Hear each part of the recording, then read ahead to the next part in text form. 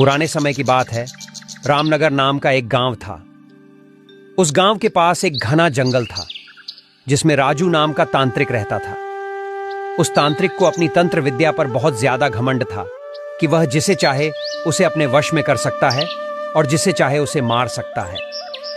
गांव वालों को यह बात पता चल गई कि राजू तांत्रिक अपनी तंत्र विद्या का इस्तेमाल करके गांव के युवकों को एक एक करके अपने वश में कर रहा है और कुछ समय बाद ही उन्हें मार देता है।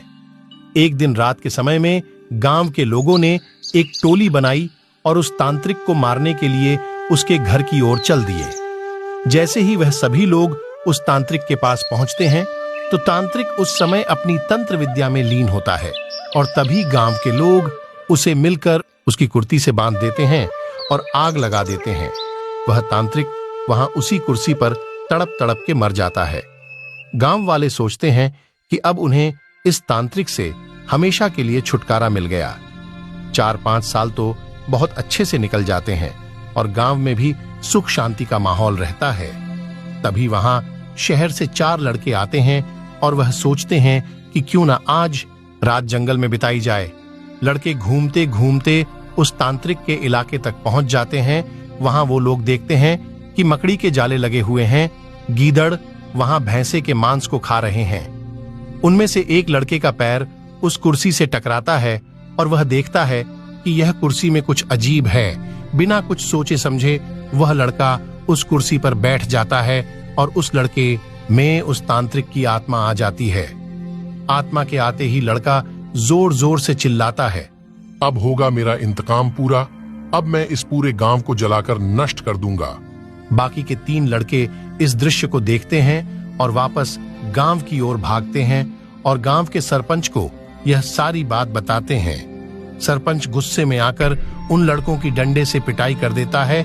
बोलता है कि तुम्हें किसने बोला उस जंगल में जाने को और उस कुर्सी पर जाकर बैठने को? लड़के माफी मांगते हैं और अपने दोस्त को बचाने की तरकीब पूछते हैं। सरपंच बताता है कि अगर वह लड़का उस कुर्सी पर से उठ जाए और उस कुर्सी में तुम लोग किसी तरह से आग लगा दो तो शायद तुम्हारा दोस्त उस तांत्रिक की आत्मा के चंगुल से बाहर आ जाए। इतनी ही देर में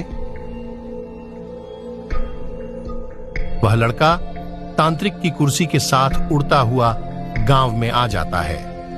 तीनों लड़के तभी एक योजना बनाते हैं और उस व्यक्ति को ढूंढते हैं जिसने पहले तांत्रिक की कुर्सी में आग लगाई थी। तीनों लड़के उस आदमी से गुजारिश करते हैं कि वह कुछ समय के लिए तांत्रिक के सामने आ जाए। वह आदमी मान जाता है और तांत्रिक के सामने आकर खड़ा हो जाता है। जैसे ही तांत्रिक की आत्मा उस आदमी को देखती है वह कुर्सी से उतर जाती है और मौका मिलते ही तीनों लड़के उस कुर्सी पर मिट्टी का तेल डालते हैं और आग लगा देते हैं, जिससे उनके दोस्त की जान बच जाती है और गांव के लोगों को भी उस तांत्रिक की आत्मा से छुटकारा मिल जाता है।